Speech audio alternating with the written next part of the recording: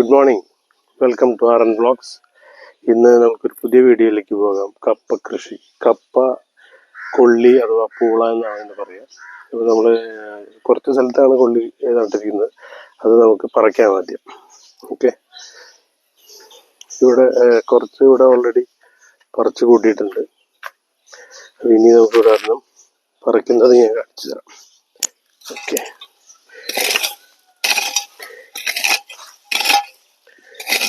കൃഷി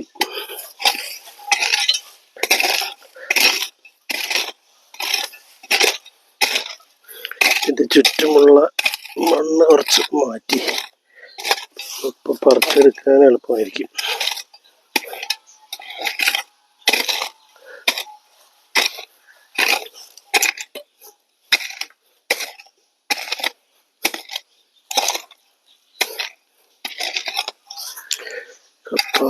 കണ്ട അപ്പൊ പോയിട്ടുണ്ട്. ഇങ്ങനെ പല റൂട്ടുകളാണ് പോയിരിക്കുന്നത്. അതുകൊണ്ട് കുറച്ച് മണ്ണ്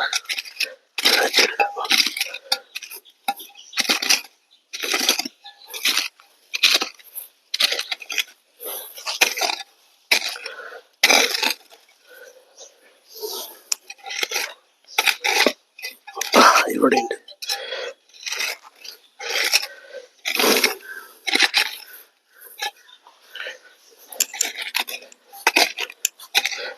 അപ്പൊ നമുക്കിതിന് പതുക്കെ ഒന്ന് പിടിച്ചു നോക്കാം.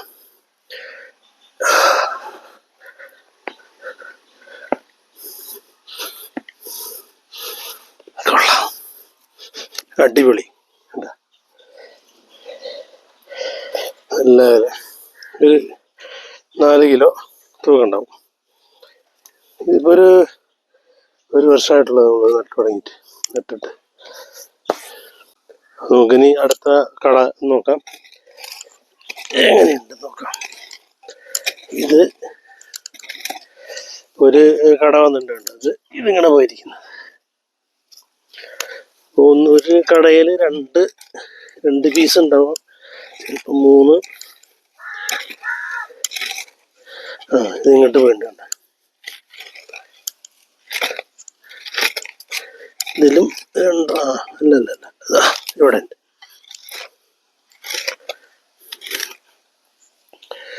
ഈ കടയിൽ നിന്ന് നമുക്ക് 3 പ്രതീക്ഷിക്കാം.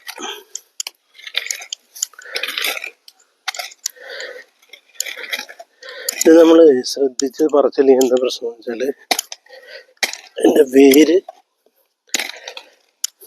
റൂട്ട് അവിടെ പൊട്ടിയിരുന്ന പിന്നെ അത് ഇട്ടോ. റെഡി, പറിക്കാം.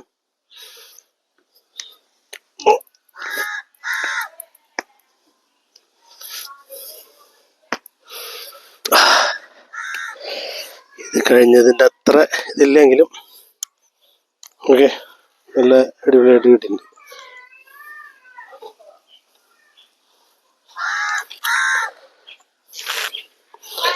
എത്ര 2-3 കടയാണ് ഞാൻ പറിച്ചത്. അതിന് മുമ്പ് ഞാൻ ഓൾറെഡി പറിച്ചിട്ടുണ്ട്. ഈ 3 കടയിൽ നിന്ന് പറിച്ച കപ്പയാണ് കാണുന്നത്.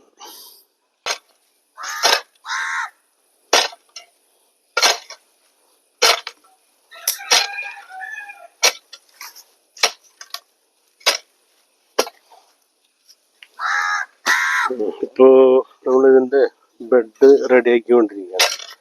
ഇതിൻ്റെ അത്യാവശ്യം കുറച്ച് വെണ്ണീറും ചാണപ്പൊടി, അതുപോലെ വേപ്പും പിണ്ണാക്കിൻ്റെ പൊടി ഇത് നമ്മൾ ഇതിന് കൊടുത്തിട്ടുണ്ട്. നമ്മളിങ്ങനെ 2 സൈഡിലൊരു വാരായിട്ട് എടുക്കുക. ഈ വാര നമ്മൾ വെച്ചാൽ ഈ കപ്പ വളരാൻ വേണ്ടിയിട്ട് ഇതിൻ്റെ റൂട്ട് നല്ല കുതിർന്ന് ലൂസായ മണ്ണ് വേണം നല്ലോണം. എന്നാലേ ഇത് നല്ലോണം പിടിക്കുള്ളൂ. ഈ വാര നമ്മൾ കപ്പ വരെ എടുത്ത് 2 സൈഡ് ഇതുപോലെ മാടി എല്ലാ കനത്തിൽ മണ്ണിട്ട് കൊടുക്കണം. ഉള്ളിലേക്ക് അതിൻ്റെ റൂട്ട് ഇറങ്ങി നല്ല വലിപ്പത്തിലുള്ള ഉള്ളി ഉണ്ടാവാനുള്ള ഉണ്ടാവുള്ളൂ. അതുപോലെ ഈ രണ്ട് സൈഡിൽ നിന്നും മാടി കൊടുക്കും. സൈഡിൽ നിന്ന്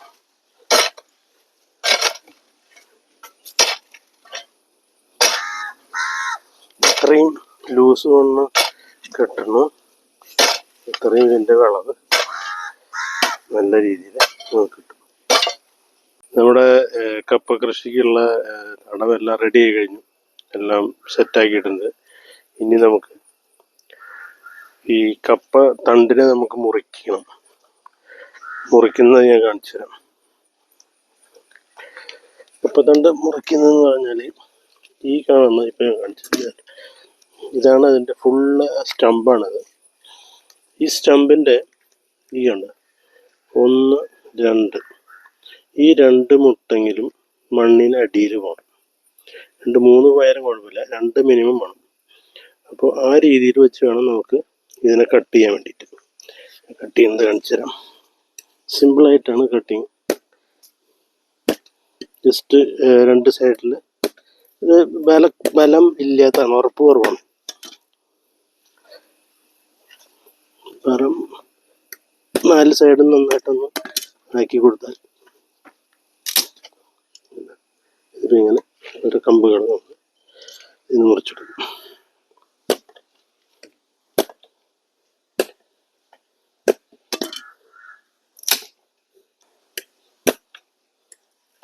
അപ്പം ഇപ്പോൾ നമ്മൾ തയ്യാറാക്കിയ തടത്തിൽ ഒരു 15 കപ്പയുടെ ഈ സ്റ്റമ്പ് നടാനുള്ള സംവിധാനമാണ് നമ്മൾ ചെയ്തിരിക്കുന്നത്. ഇപ്പം നമ്മളുടെ പീസ് റെഡിയായി കഴിഞ്ഞു. ഇനി നമുക്കതിനെ എങ്ങനെ നടുന്നു എന്നത് ഞാൻ കാണിച്ചു തരാം.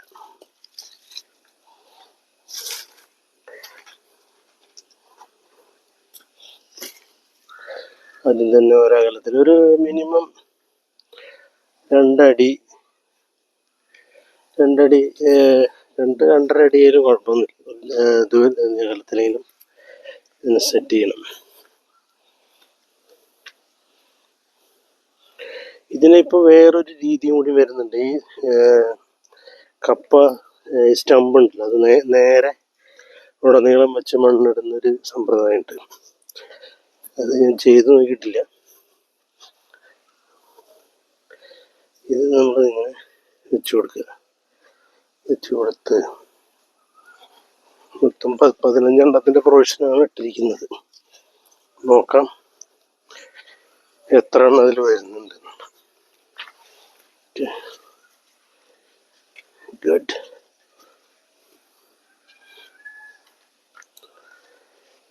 ഇനി ഇതിനെങ്ങനെ നടുന്നു എന്നുള്ളത് ഞാൻ കാണിച്ചു തരാം. സിമ്പിളാണ്. ഇതിന് വേറെ പ്രത്യേകിച്ച് മെത്തേഡൊന്നുമില്ല. നമ്മളെല്ലാം ഈ ബെഡ് നല്ല ഹൈറ്റിലാണ് ഇട്ടിരിക്കുന്നത്. അതിനടിയിൽ നമ്മൾ വളം ഇട്ടിട്ടുണ്ട്. വെണ്ണീർ, ചാരം ഉണ്ടല്ലോ, നമ്മൾ ഈ വിറകൊക്കെ എത്തിച്ചതിൻ്റെ ചാരം, ചാണപ്പൊടി, വേപ്പിൻ പിണ്ണാക്ക്. ഇതിപ്പോൾ നമ്മൾ സിമ്പിളായിട്ട് ഇതിലേക്ക് ഇറക്കി കൊടുക്കുക. ഇറക്കിയിട്ട് നല്ലവണ്ണം ഇങ്ങനെ ഉറപ്പിച്ചു കൊടുക്കുക. മനസ്സിലായോ?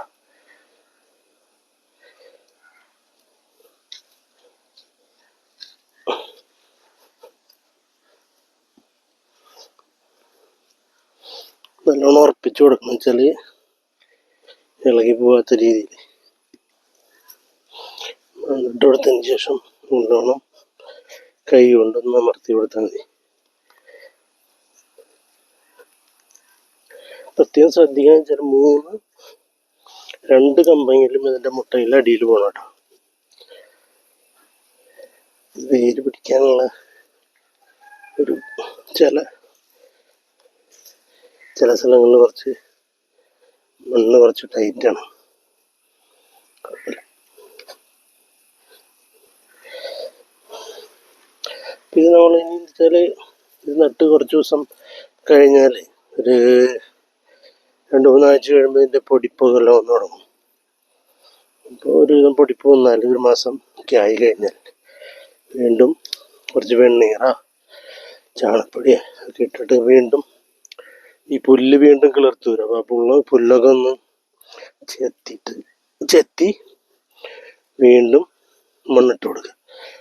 മണ്ണ് എത്രയും മണ്ണ് ലൂസ് കിട്ടുന്നു അത്രയും കപ്പ നമുക്ക് നല്ല വലിപ്പത്തിൽ കിട്ടും. മണ്ണ് ലൂസ് അല്ലെങ്കിൽ എന്താണെന്ന് വെച്ചാൽ കപ്പ വളരില്ല. ജല ഉള്ള സ്ഥലത്ത് തന്നെ വലുതായി അത് ഒരു നീളത്തിൽ പോവില്ല, ഉരുണ്ട് വരും. അതാണ് സംഭവിക്കുക. അപ്പോൾ പ്രത്യേകം ശ്രദ്ധിക്കണം. ഈ കപ്പയുടെ തണ്ട് തട്ടുമ്പോൾ ഇതിൻ്റെ തൊലി പോവാതെ കണ്ട് നോക്കണം. ഇതിൻ്റെ ഈ തൊലി ഉണ്ടല്ലോ, ഈ തൊലി പോവാതെ കണ്ട് നോക്കണം.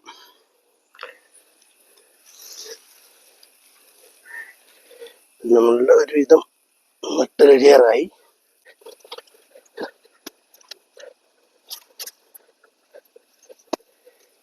ഒരെണ്ണം കൂടെ ബാക്കിയുണ്ട്, അതും കൂടി അതിൽ കൊണ്ടുവന്ന് നട്ടു കൊടുക്കാം.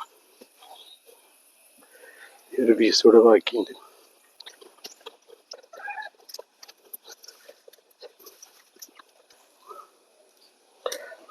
നമ്മളുടെ കപ്പ നമ്മൾ പ്ലാന്റ് ചെയ്ത് കഴിഞ്ഞു. എല്ലാ ബെഡൊന്നുണ്ട്, ബെഡ് നല്ല ഹൈറ്റിലാണ് ബെഡ് ഇട്ടിരിക്കുന്നത്. അപ്പം ഇനി നമ്മൾ വളരും തോറും അതിൻ്റെ മുകളിലേക്ക് വീണ്ടും വീണ്ടും മണ്ണിട്ട് കൊടുത്തു കഴിഞ്ഞാൽ വീണ്ടും ഇതിൻ്റെ റൂട്ടുകളാണ് ഈ കപ്പയായിട്ട് മാറുന്നത്. മനസ്സിലായോ?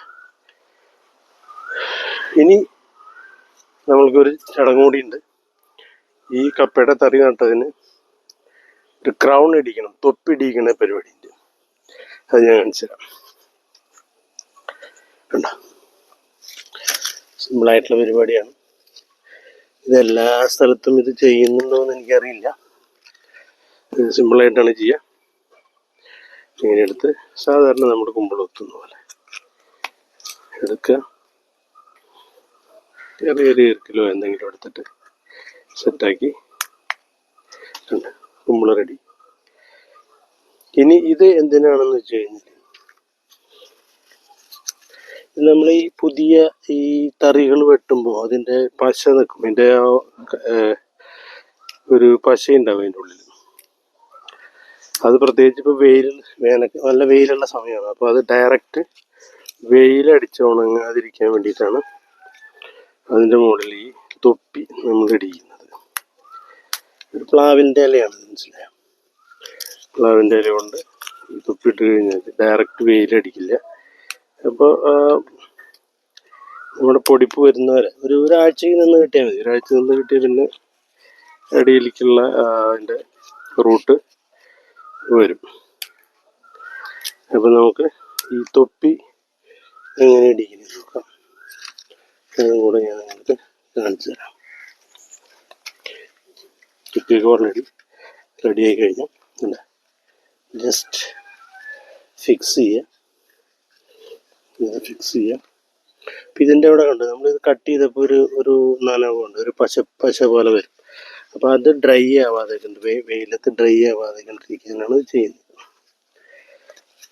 ഒന്ന് അമർത്തി വെച്ച് കൊടുക്കാൻ ലൂസായി പോരുത്.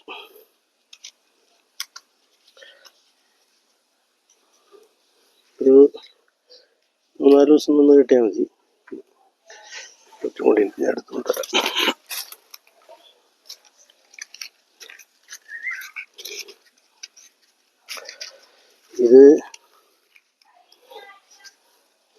ഇതെല്ലാവരും എല്ലാ സ്ഥലത്തൊന്നും ഇത് കണ്ടിട്ടില്ല ഞാൻ. ഒരുപാട് കൃഷി ചെയ്യുന്നവർക്കൊക്കെ ഇത് ബുദ്ധിമുട്ടായിരിക്കും. നമ്മളിപ്പോൾ അധികം ഒരുപാട് കൃഷിയൊന്നും ചെയ്യുന്നില്ല, അതുകൊണ്ട് നമുക്കിത് സിമ്പിളായിട്ട് ചെയ്യാൻ പറ്റും.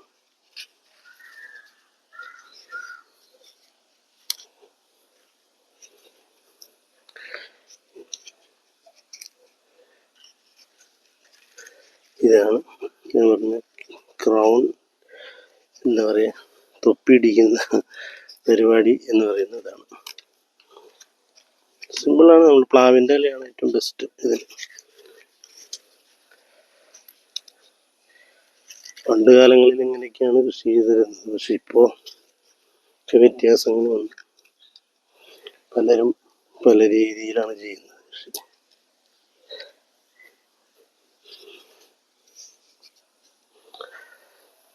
അപ്പോൾ നമ്മളുടെ ഈ കൊള്ളിത്തടം റെഡിയായി, കൊള്ളിത്തറികൾ വാങ്ങി കഴിഞ്ഞു, എല്ലാം റെഡിയായി. ഇനി നമുക്കിതൊരു മാസം അല്ലെങ്കിൽ 2-3 ആഴ്ച വെയിറ്റ് ചെയ്യാം. അപ്പോൾ നമുക്കതിൻ്റെ വളർച്ച നമുക്ക് ശരിക്കും കാണാൻ സാധിക്കും. കൊള്ളിയാൻ്റെ ഫ്രഷായിട്ട് നുറുക്കിയിട്ടുണ്ട്. ഇനി അത് നിങ്ങളുടെ വീട്ടിൽ കാണിച്ചു തരാം. അതിന് അത്രണ്ട് ഇതിൻ്റെ വേവുണ്ടെന്നുള്ളത് കാണിച്ചു തരാം. അത്രയും വളരെ സിമ്പിളായിട്ട് ജസ്റ്റ് ഒന്നൊരു ആവി കിട്ടി കഴിഞ്ഞാൽ നമുക്കിത് ആയോണ്ട് കലങ്ങി പോകും. അത്രയും സൂപ്പർ കൊള്ളിയാണ്.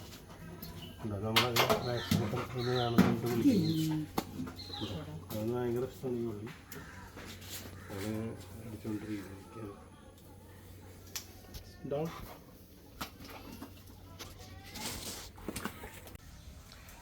നമ്മളിത് കൊള്ളി വെന്ത് കഴിഞ്ഞു. കപ്പ കണ്ടില്ലേ, ജസ്റ്റ് ഒന്ന് ആവി വന്നുള്ളൂ. വെള്ളം ഒഴിച്ചിട്ട് ഒരു കുക്കറാണ്, പക്ഷെ കുക്കറിൽ അടിച്ചതല്ല, ജസ്റ്റ് ആവിയിൽ വെന്താണ്. കണ്ടോ എത്ര സോഫ്റ്റാണ്. കണ്ടോ അത്രയും സൂപ്പർ കൊള്ളിയാണത്.